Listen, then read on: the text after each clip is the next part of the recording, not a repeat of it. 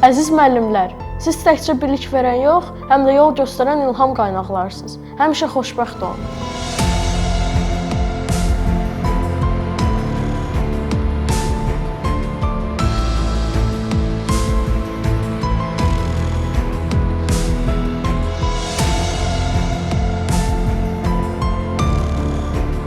Liseyimizin zəhmətkeş təmizlikçi xanımları, bizə təmizlik bəxş etdiyiniz üçün çox sağ olun.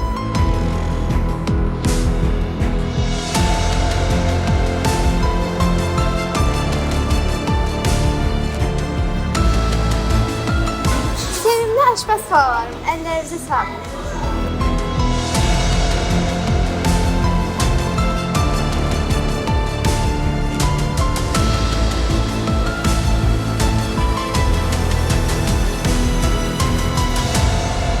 İstər fərd, istər cəmiyyət şəklində o vaxt uğur qazanmaq mümkün olur ki, qadına güclü dəyər verilsin. Yalnız qadını güclü olan, qadına dəyər verilən cəmiyyətlər uğurlu ola bilər.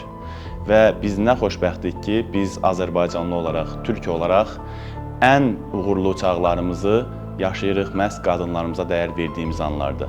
Və tarixən bu belə olub, belə olur və belə də davam edəcək. Mən Azərbaycan qadınına, türk qadınına ona arzu edirəm ki, onlar heç vaxt hüquqları uğrunda mübarizə aparmaq məcburiyyətində qalmasınlar.